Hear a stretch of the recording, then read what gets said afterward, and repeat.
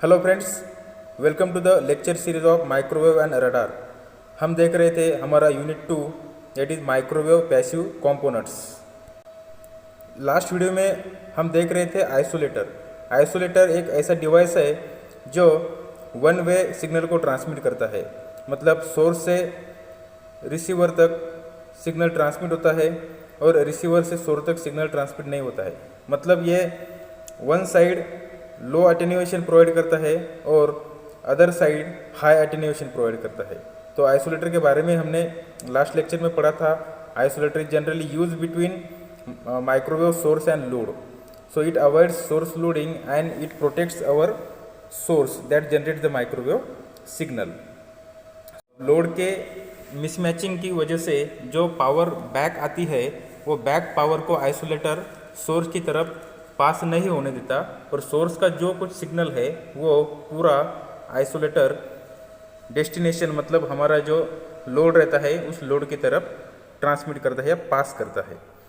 सो isolator के बाद हम आज के वीडियो में देखेंगे सर्कुलेटर। तो सर्कुलेटर जो होता है वो 3 पोर्ट या 4 पोर्ट का हो सकता है। तो सर्कुलेटर में भी आप 3 पोर्ट और 4 port device. So its property is that each terminal is connected to the next clockwise terminal। अब सर्कुलेटर की प्रॉपर्टी ये होती है कि सपोज अगर हमने 4 पोर्ट सर्कुलेटर लिया तो port 1 is forward couple two port 2, port 2 is couple two port 3, port 3 is couple two port 4 and port 4 is couple two port 1। मतलब अगर हमने पोर्ट 1 को इनपुट दिया तो हमें पोर्ट 2 का आउटपुट मिलेगा, पोर्ट 3 और 4 का आउटपुट नहीं मिलेगा। अगर हमने पोर्ट 2 को आउटपुट इनपुट दिया तो पोर्ट 3 को आउटपुट मिलेगा पर बाकी पोर्ट का आउटपुट नहीं मिलेगा। अगर सपोज हमने उल्टा किया, सपोज पोर्ट 2 को इनपुट दिया तो हमें पोर्ट 1 को आउटपुट नहीं मिलेगा। मतलब हर एक पोर्ट या नेक्स्ट पोर्ट होता है उससे कपल्ड होता है, मतलब there is a forward coupling between each port. Port 1 से पोर्ट 2 को सिग्नल पास होगा पर पोर्ट 2 से पोर्ट 1 को नहीं होगा। So there is a forward coupling, so उसे सर्कुलेटर कहते हैं। जैसे यहाँ पे दिया है, it's property is that each terminal is connected to the next clockwise terminal. जैसे उसमें क्लॉकवाइज कपलिंग होती है, मतलब जिसको हम फॉरवर्ड कपलिंग भी बोलते हैं।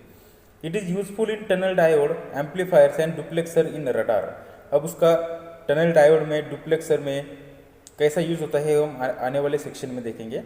It uses the property of Faraday's rotation in ferrite material. जैसा हमें मालूम है कि फैराडेज रोटेशन जो हमने आइसोलेटर में भी देखा था, Faraday's rotation in ferrite material, उसकी प्रॉपर्टी सर्कुलेटर में यूज की जाती है।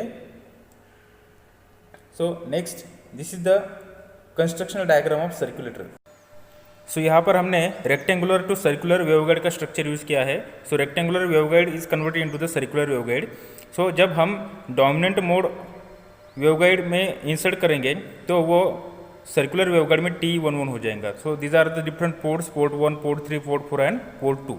तो जब हम पावर इंसर्ट करेंगे, मतलब इलेक्ट्रिक लाइन्स ऑफ फोर्स अगर पोर्ट 1 में हमने इंसर्ट किया तो वो पोर्ट 3 से होकर जाएगा, पोर्ट 4 से होकर जाएगा, और वो पोर्ट 3 और पोर्ट 4 में से आउटपुट नहीं मिलेगा, वो डायरेक्टली हमें पोर्ट 2 से आउटपुट मिलेगा, क्योंकि पोर्ट 3 और पोर्ट 4 में वो लाइन्स ऑफ फोर्स की अलाइनमेंट नहीं है। सो अलाइनमेंट नहीं होने के कारण हमें पोर्ट 3 और पोर्ट 4 में पावर नहीं मिलेगा, हमें पोर्ट 2 में पावर मिलेगा। सिमिलरली अगर हमने पोर्ट 2 में पावर इंसर्ट किया तो वो 45 डिग्री ट्विस्ट होके फिर से पोर्ट 4 की तरफ 45 डिग्री ट्विस्ट होके और फिर फेराइट मटेरियल से 45 डिग्री ट्विस्ट होके हमें पोर्ट 3 में पावर मिलेगा, क्योंकि पोर्ट 2 से जाने वाली पावर का जो अलाइनमेंट है वो पोर्ट 3 में हो जाएगा, और उस अलाइनमेंट के कारण हमें पोर्ट 3 से आउटपुट मिलेगा। सिमिलरली जब हम पोर्ट 3 में पावर इंसर्ट करेंगे तो फेराइट मटेरियल का 45 डिग्री ट्विस्ट करेगा, फिर उसके बाद 45 डिग्री पोर्ट 4 की तरफ ट्विस्ट होगा, और फिर 90 डिग्री होने के कारण हमें पोर्ट 4 से पावर आउटपुट मिलेंगी, क्योंकि वहाँ पे पोर्ट 3 में जो पावर हम इंसर्ट करेंगे उसकी अलाइनमेंट पोर्ट 4 में हो जाएंगी।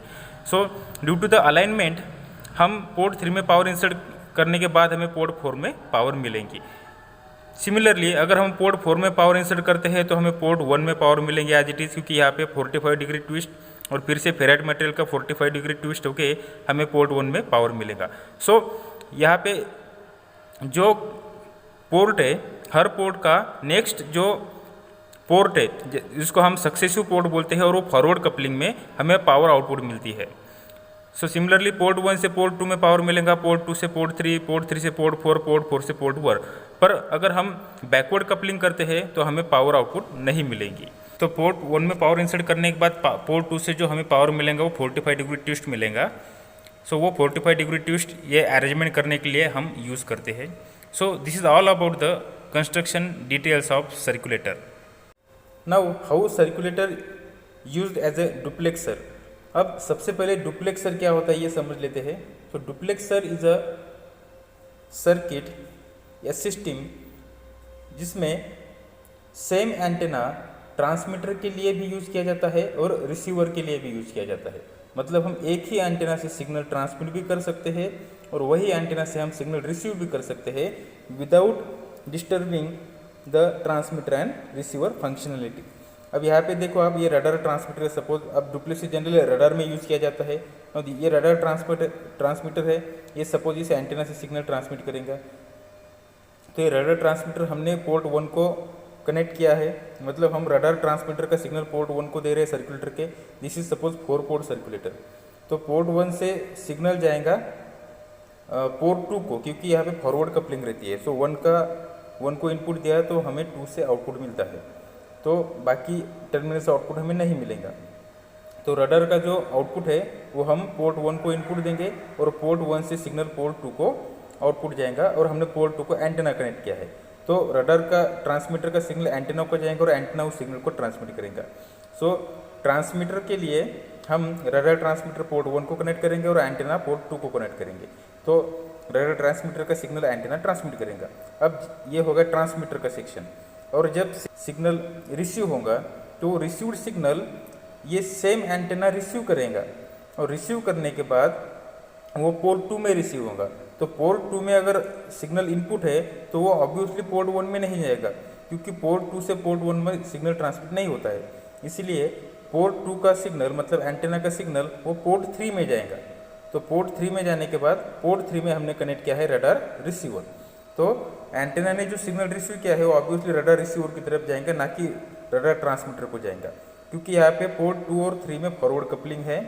तो 2 को अगर इनपुट जाए तो 3 को आउटपुट जाएगा, 3 को सिग्नल पास होगा, पर 2 का सिग्नल 1 को नहीं जाएगा। सो ये रडार रिसीवर को सिग्नल जाएगा। और जो पोर्ट 4 है, इस पोर्ट 4 को हमने मैच टर्मिनेशन लगा दिया है, मतलब हम यूज़ नहीं कर रहे तो हमने उसको लीड लगा के क्लोज कर दिया है। So this is the function और operation of this circulator as a duplexer. यहाँ पे हम सेम एंटेना ट्रांसमीटर के लिए यूज़ कर सकते हैं और रिसीवर के लिए भी यूज़ कर सकते हैं। जब ट्रांसमिट करना होगा तो जो सिग्नल ट्रांसमिट होता है वो रिसीवर को नहीं जाएगा और जो सिग्नल रिसीव होता है वो ट्रांसमीटर को नहीं जाएगा। So same antenna can be use as the transmitter and receiver and that is the duplexer. So here circulator can be use as a duplexer. Next है गायरेटर। गायरेटर कंपोनेंट जो है वो हम हमारे नेक्स्ट वीडियो में देखेंगे। So thank you.